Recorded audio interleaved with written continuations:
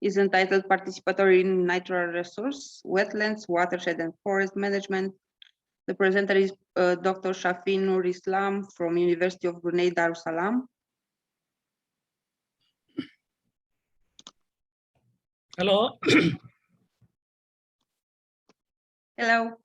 Hello. Good afternoon. Good afternoon. From Brunei.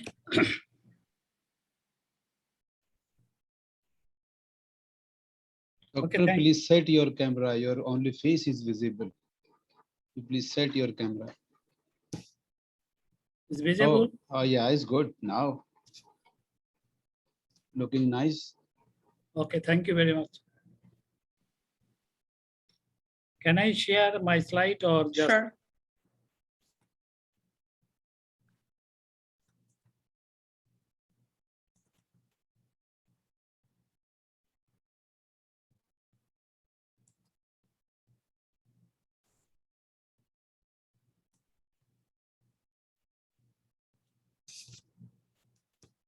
Okay. Can I start? Sure, please start your presentation.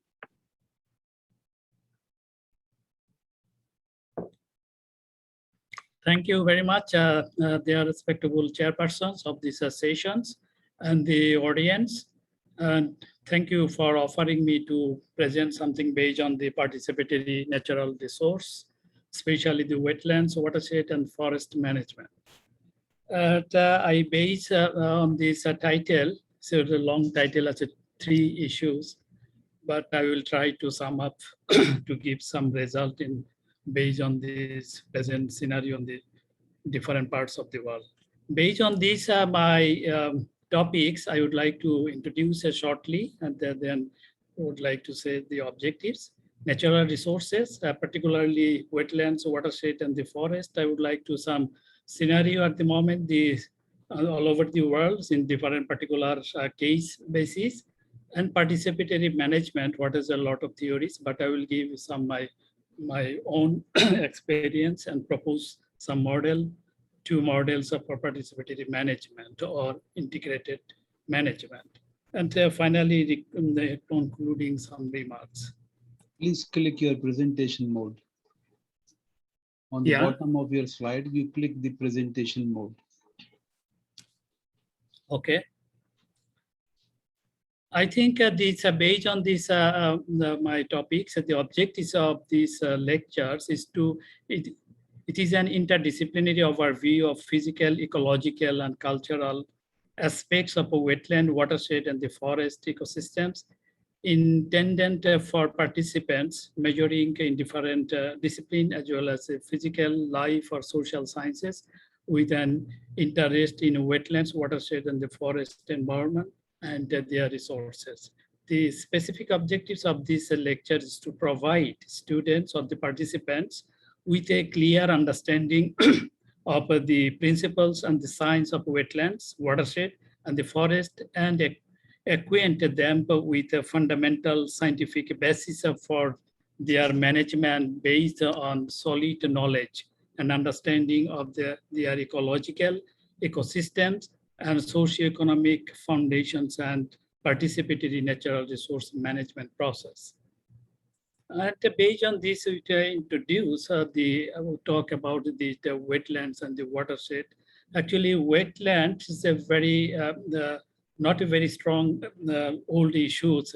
Recently, it's getting very popular as it is important in part of the ecosystem. So, wetland understanding concept in different parts of the world. People saying wetland, it is a wasteland actually, but it is a very valuable resources in the nature. Wetlands constitute a part of human heritage. It has played a significant role in the development of a human culture and society. Moreover, it contains a very rich components of biodiversity of local, regional, and national and regional significance. They also provide a habitat for a variety of residents and the migratory waterfowl and significant number of endangered and commercial species. It is important to trace that economic valuations is not a panacea for the decisions since it represents just the one input of the decision-making process. Wetland include the World Heritage Sites with the significant values of ecological, biological, geological, limnological, and hydrological setting, including such a phenomena as thermal features and underground rivers. Dr. Islam, please do your presentation bigger. Use your slide share. Okay. On the right side of the display, you Can have you some. Can you see now? Yes, it's okay now. Okay. Thank you. Fine. So, okay, based on this, I think understand about one is the definition. What is the wetlands? Most universally accepted definition has been set by the Ramsar Convention. Wetlands include a wide variety of the habitats such as marshes, peatlands, floodplains, rivers and lakes, and coastal areas such as salt marshes, mangroves, seagrass beds, but also coral reefs and other marine areas no deeper than 6 meters at the low tide, as well as a human-made wetlands such as the wastewater treatment ponds and reservoir also could be the wetlands. This is in general definition accepted, and all over the world we are using this. It is coming from Ramsar Convention. So others, the distribution of the wetlands, actually wetlands are distributed uneventually throughout the different climatic zone of the world because of the differences in geology, climate, and the sources of the water. These are the main reason why some areas wetlands is a huge, some areas is a no wetlands, some areas very little wetlands. They occur the widely diverse setting ranging from coastal margins where tide and the river discharges are primarily source of the water, to high mountain valleys where rain and snow melt are the primary sources of the water.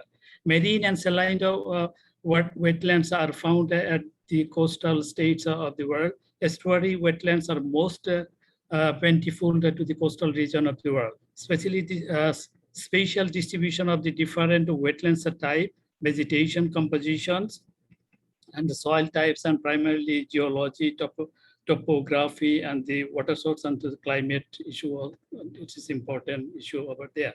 So globally, we can see this map at the distribution pattern of the wetlands in the different parts of the world, because some parts, especially the North Europe and the Eastern Europe, especially the Russian northern part is a huge wetlands. And on the other hand, the middle of the world, especially the Middle East and the Asian region, very less wetlands, as well as the South American regions, and also the Australian, only the coastal wetlands, but in the Middle East, no wetlands. So globally, actually, more than 6%, 6 to 8.6 million square kilometer of the land made up the wetland, which is a remarkable remarks. Over 56% of wetland found in the tropical and subtropical region, actually this middle of this world. So, and the other hand, the largest wetlands are distributed in different parts of the world. The 10 major wetlands in the world we found, such I have not explained all things, only the list is here. The Pantanal, this is the largest wetland in the world, 140,000 square kilometers.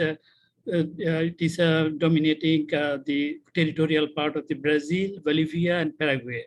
And this Sundarban mangrove wetlands, Bangladesh and India, it's covering 10,000 square kilometers, the mangrove wetlands. And yes, similarly, others are Okavango Delta wetland in Botswana, Everglades wetlands in Florida, Kerala black water in India, Kakadu wetlands in Australia, Mekong Delta wetlands in Vietnam, and Isi Mangaliso Park in the South Africa, Wasur National Park in Indonesia, and such a distribution of the different part of the world is distributed this wetland. The GBM, excuse me. Okay, I think I am hearing some sound. I don't know what you say. GBM catchment is a Ganges Brahmaputra Magna River catchment area. So this area, we can see the GBM catchment area at almost 1.6 million square kilometer. This was also the use of wetlands. And in Bangladesh, actually, the Ganges Delta, this is a 1.6 million square the deltaic area. It is also the wetlands and coastal wetland as well as the freshwater wetlands. And I think wetlands in the different types of the wetlands are available, classification. This is a IUCN has defined to total 39 categories of wetlands in the basis of the biological and physical characteristics, which 30 are natural and 9 are the man-made.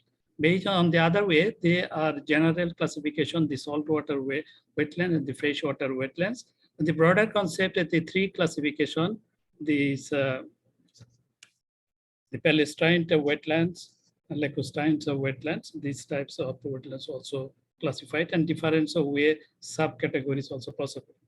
And wetlands also not on the floodplain or the deltaic area, but also we can see the terraces landscape and the wetlands in the some mountainous countries. This is especially available in the Indonesia, Malaysia, and Thailand and Vietnam. This area, some types of terrace type of wetlands. That's using for the paddy field and paddy cultivations also happening. So on the lastly, we say, so why wetlands? Why it's so important? The wetlands provides the fundamental ecological services and the regulation of the water regime and sources of biodiversity at all levels, species, genetics, and ecosystem. Wetlands constitutes a resource of the great economic, scientific, cultural, and recreational value for the community. Wetlands play a vital role in climate change adaptation and mitigation.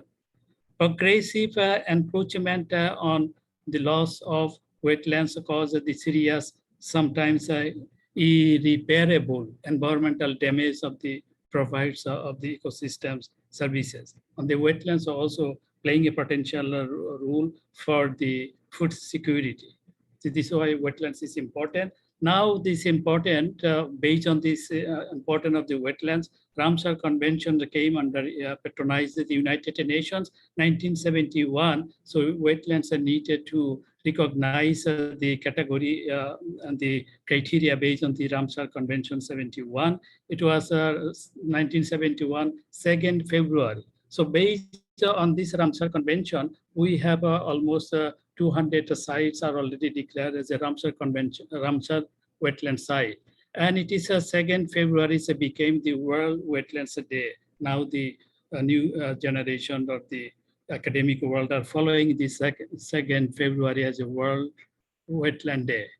So some cases we can see the watershed and the wetlands in Germany. One of the good example for the wetland conservations and the watershed maintaining in Germany. So, but on the other hand, we can see the watershed in the map on the left side. We can see the one of the it is in near to the east side of Berlin.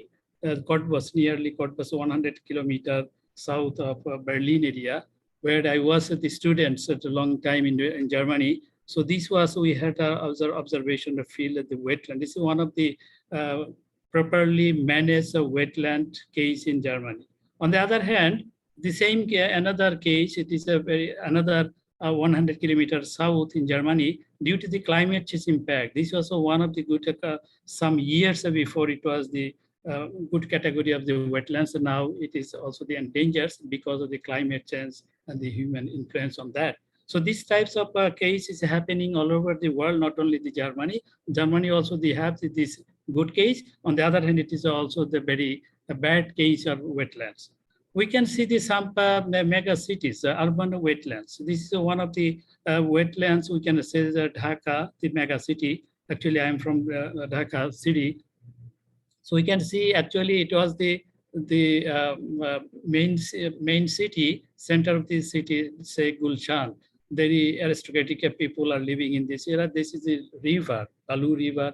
And this other side, we can see the very high class people are living. And this is a river. It is also one kind of part of this wetland. The wetland also could be static. Wetland could be dynamic. Wetlands could be seasonal. Wetland could be the block areas. So this is also some kind of wetland, but the slum already, this is unplanned slum already developed over there. So this character on the other side behind this also similar. People are for not following the rules or the plan for the urban development plan, but it is becoming the destroying the wetland and reducing the wetland. So Dhaka or some other cities, big mega cities, actually they are just losing this wetland because of this not a strong plan for the wetland conservation issues. So this is one of the example. Now we can talk about the mangrove wetlands, so the tropical and the forest wetlands. Actually, 14.8 million hectares globally, the areas are recognized as the mangrove wetland. So this is the range of the mangrove wetlands, and actually 3 locations in the specific region. This is the hotspots of the mangrove wetlands, and this is Atlantic, and also the Pacific and the Atlantic in the middle of the South America and the North America in between. This is also the hotspots of the mangrove area. But some of these countries actually are facing the huge problem for the mangrove. 40% of mangrove already destroyed due to the from 1960 to 70s for stream cultivation. So grow more food or food security issues. A lot of mangrove already destroyed, and now again it's coming the mangrove. It is the belt in the coastal area to protect the natural resources as well as human resources over there. And most part of the world are facing the problem for cyclone and tornado, these types. So mangrove, it is one of the good example, can protect this coastal area. So but it is already, we lost already more than 45%. So we can see what is the mangrove wetlands in all over the world conditions. Actually the South and the Southeast Asia covered in the 42% of mangrove, and the East Africa and the Middle East is only 6% mangrove, and Australia covering 10%, West Africa 15%, and America South, in the both part of the America, South and West, North America covering 27%. And the personally at the country, highest percent covering the Indonesia, Brazil is the 7%, and Australia is a 6%, Nigeria, India, Bangladesh is covering also the 3%, and Papua New Guinea 3%, and others, all other countries covering the 34%.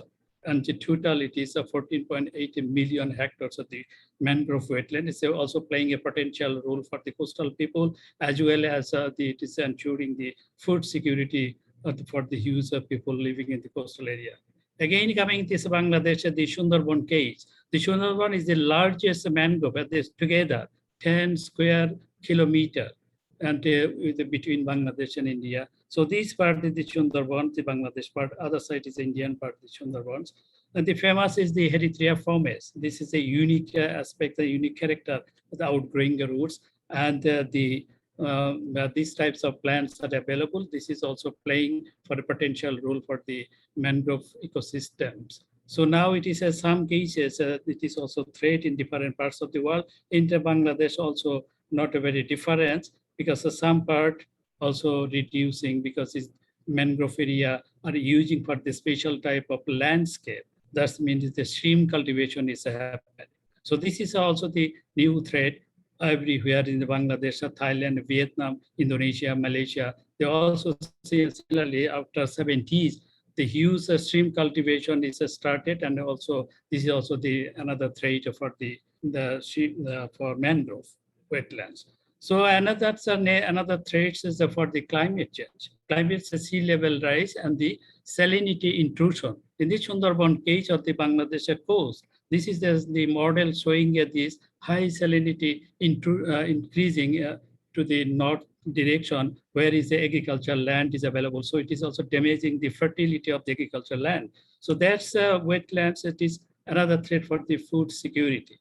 Ganges, Brahmaputra, Meghna rivers mouth, which is the Bay Area. This is also the wetlands or the coastal wetlands. And there is a huge mangrove areas also this area, but it is also the threat for the climate change issues, sea level rise, and the high salinity intrusions, as well as Sundarban areas, the threats for the tourism. As every day, 70,000 people are entering in the Sundarban areas. These are all our tourists, international tourists, and as well as the indigenous people. They are also sometimes settling inside the Sundarbans. They are collecting the resources, natural resources, and again that they are migrating from other places. This character, this scenario can be seen in different parts of the wetlands area, Asia Pacific region, as well as Africa and the South American wetlands, mangrove wetlands, as a similar scenario. We can see this. But on the other hand, the freshwater and the coastal areas of wetlands, the aquatic agriculture, wetlands and watershed, we can see also in Bangladesh and the surrounding other countries. So wetlands are not only using one purpose, it is also multi-purpose using. So this is playing a potential role at the ecosystem protection as well as the food security. This scenario can show this the benefits of the wetlands and how it is using for multi-purpose using. On the other way, wetlands, so socio-cultural environmental impacts is coming. The mangrove processes in mangrove functions and mangrove use and values. So I would like to say this only the values, how mangrove is wetlands is showing these values. Stream product of the prawn cultivations, extraction of reed, fishing, timber and wood, fuel and energy, salt production, agriculture field, and silviculture and tourism. So these are the direct value we can see from the wetlands in different parts of the world. So it is also the everywhere in Bangladesh or surrounding others or this area in the Asia Pacific regions, everywhere is happening. So what are the present threats to wetlands? Why wetlands is the threat? The wetlands ecosystems are important habitat for the flora and fauna, and hence the national and the international importance for conservation. Wetlands can be defined as areas of a high groundwater environment that are characterized by the permanent shallow water bodies or temporary inundations or soil having hydric properties. They provide a number of critical ecological functions, including the regulation of the water reserves, and support a significant percentage of the world's biodiversity that have adapted to the life of saturated condition. Wetland ecosystem depends on the water level, therefore climate change and the precipitation is likely to have a significant role over there for threatening of the wetlands all over the world. So now I think of wetlands, would like to say enter in the definition concept of the watershed. Watershed actually, what is a watershed or the definition of the watershed? The term watershed was used for the divide of a drainage basin since the United Nations Conference on the Water at Mar del Plata, Argentina in 1977. However, the term watershed has come to mean also the drainage basin itself. This is our Free University of Berlin, or one professor developed this model, we can say the watershed. These we can see this the model of the watershed. On the other way, watershed is defined as any surface area from which a runoff resulting from the rainfalls is collected and drainage through a common point. It is a synonymous with a drainage basin or catchment area. On the other way, we can also consider the basin area. The watershed is also the river catchment area. It's a similar area, the same area we can consider.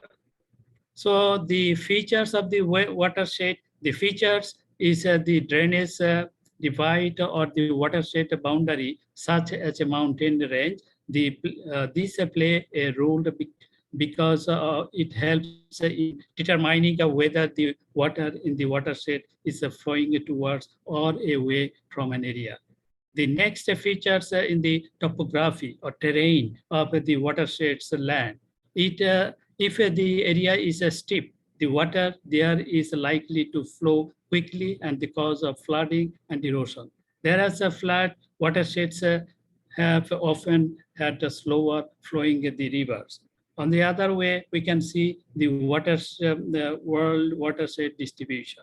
These are the nicer scenario of the river distribution, river basin area distribution, or the catchment of the main river in different parts of the world are showing this. But nowadays, climate change, human influence, anthropogenic disturbance, as well as these development activities, construction are damaging some part of everywhere or every country's watershed, as well as here in Brunei and Bangladesh and other parts of the world.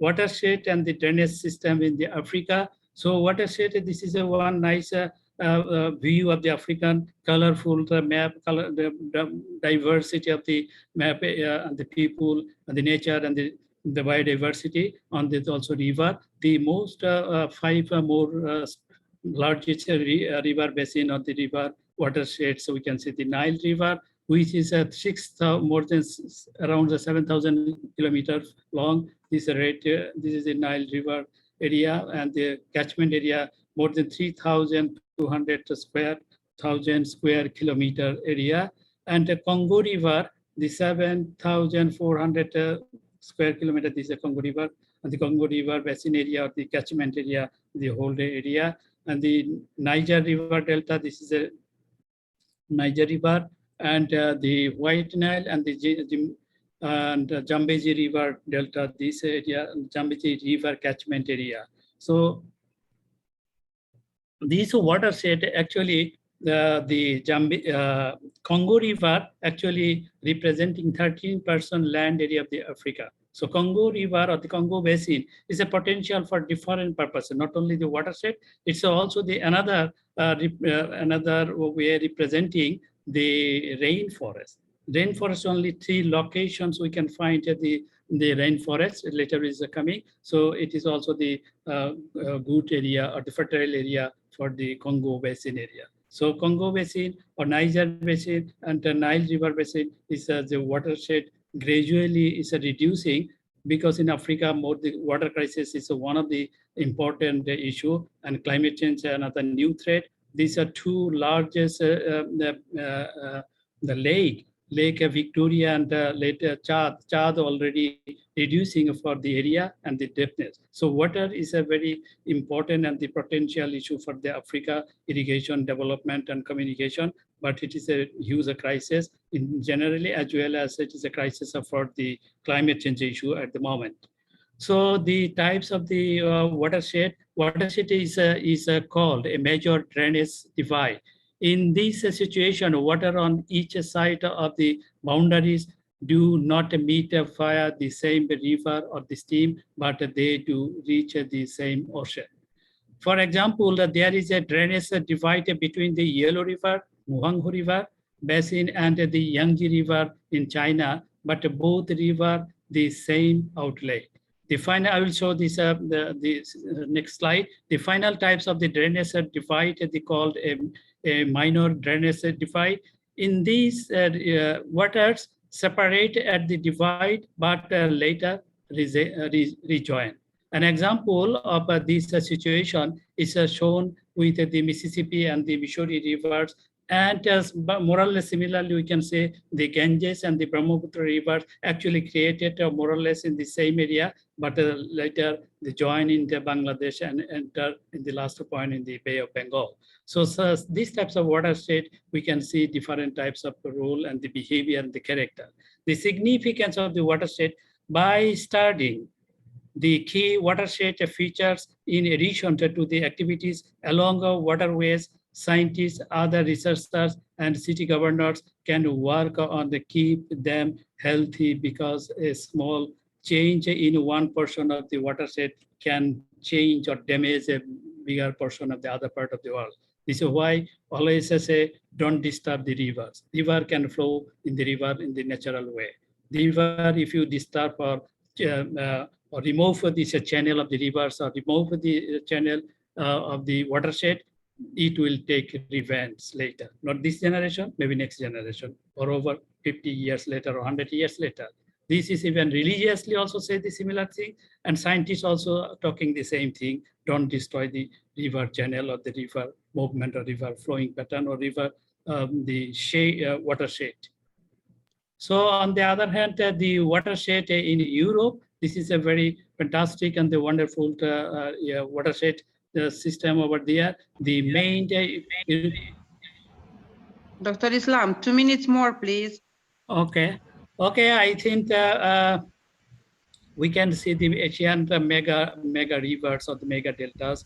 14 mega deltas are actually already distributed surrounding these Himalayas or the Tibetan place. Almost all rivers are sources, water sources is here, but they already entered in the sea in different parts and created a wetlands or watershed. And this is the river system in the Asian seas.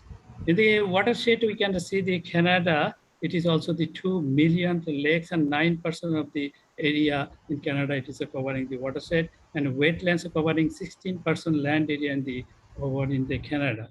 So I think I would like to covering the one case in the Brunei, the watershed and the river system and the civilization. This is I am here located in Brunei, the Bandar Seri Begawan. This is a watershed, but the watershed is changing. The land, wetland is also changing. This is a river. This is a main old city on the water and the watershed. This actually now changing, the changing and this view, how the landscape, the natural view and natural and development and construction, changing the watershed and the wetlands and everything. This is one small country, but it is also happening here. So I'd like to say 2 minutes I needed to world forest distribution. So we can see this 5 location forests are distributed in general. The 4.03 billion hectares are approximately the forest area. This is we can just see how this forest area and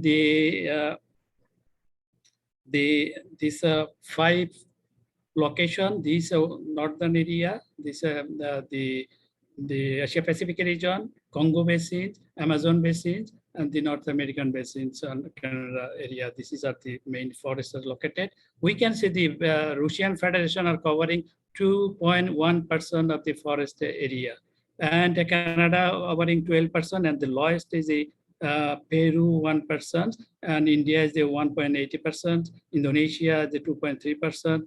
Latest is the USA 7.6%, Canada covering 8.5%, and all other world is covering only 30.9% forest area.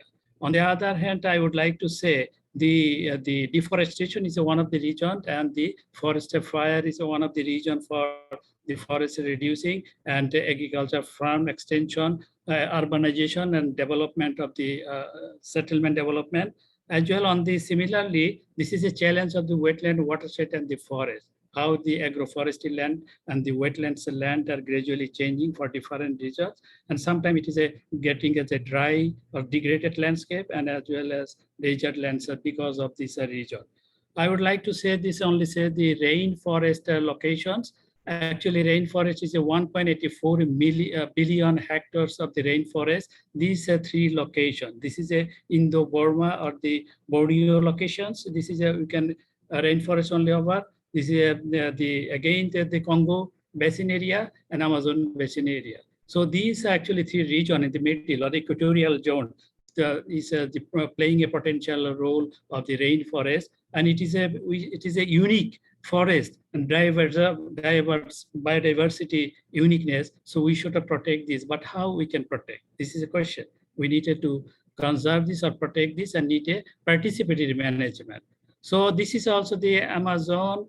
Actually, on the other hand, for the rainforest, Amazon Basin actually lost the 30% forest already lost. Congo Basin only 6.1% already lost.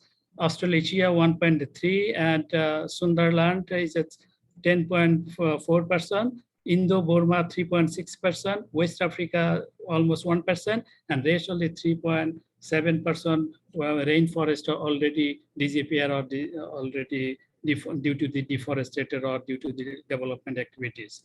So we can see the watershed in the wetlands and the forest. We can see the major biomes of the world. How wonderful this our world. If we see this GIS application, it's a really wonderful nature, but we needed to combination of the watershed, wetland, and the forest, how we can protect this, how we can conserve this, how we can manage this. We needed the all people participation. This I am almost finished, 1 minute, 2 slides.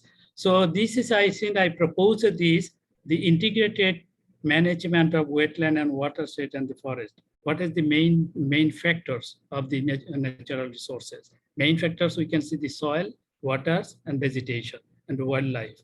If it is, we can protect this, actually we needed to protect our soil, we protect our vegetations, we protect our wildlife, and we protect our water resources, either wetlands, a river system, or the watershed. Then as a whole, we can manage as an integrated management is possible. Then we can say it would be the natural resource management is possible when we can protect these 4 sectors of the natures. And finally, I would like to say the participatory natural resource management and sustainability, how it is possible.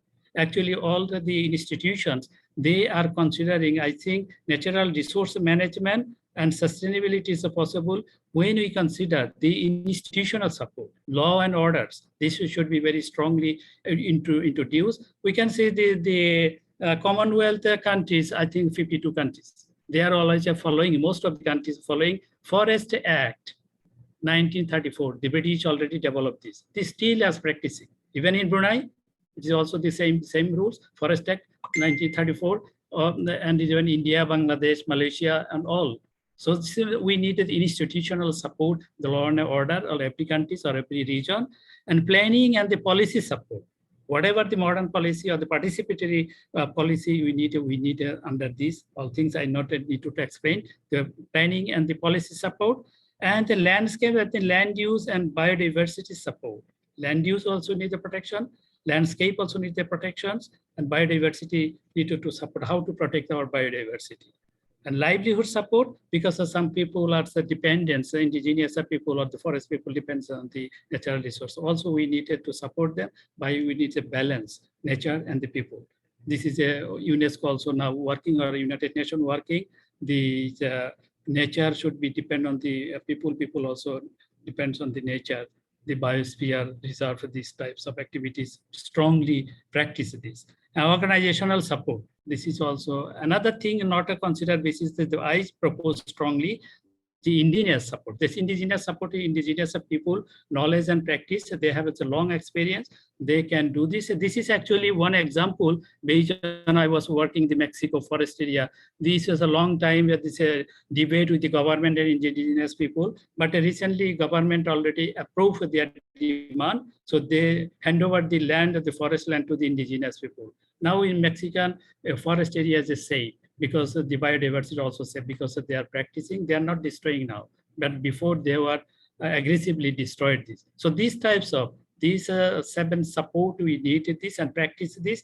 Then it is possible. Participatory natural resource management and sustainability is possible when the parties, owners, producer, and stakeholders will jointly practice.